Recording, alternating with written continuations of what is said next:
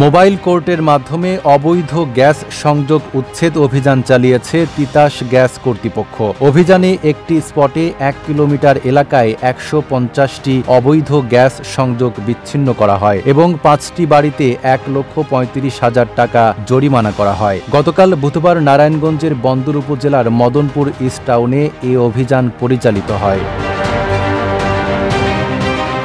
অভিযানে নেতৃত্ব দেন নারায়ণগঞ্জ জেলা প্রশাসনের সহকারী কমিশনার ও এক্সিকিউটিভ ম্যাজিস্ট্রেট তারিকুল ইসলাম এবং তিতাস গ্যাস বন্দর জোনের ম্যানেজার প্রকৌশলী জাহিন আমির খান। ওয়ালটন এখন দেশের সীমানা পেরিয়ে পৌঁছে গিয়েছে ৫০টিরও বেশি দেশে।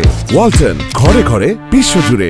এ সময় অভিযান কার্যক্রম চলমান থাকার কথা জানান এক্সিকিউটিভ ম্যাজিস্ট্রেট তারিকুল ইসলাম। প্রমাণ পেয়েছি এবং যতগুলো অবৈধ সংযোগ রয়েছে সবগুলো বিচ্ছিন্ন করেছে এবং আমাদের এই কার্যক্রম সবসময় চলমান থাকবে, যেন কোনোভাবেই কোনো বা বাণিজ্যিক বা শিল্প কোনো জায়গাতেই যেন অবৈধ গ্যাসের সংযোগ বা লাইন না থাকে। এদিকে তিতাস কর্তৃপক্ষ জানিয়েছে, যেখানে অবৈধ সংযোগ পাওয়া যাবে সেখানেই ব্যবস্থা নেওয়া হবে।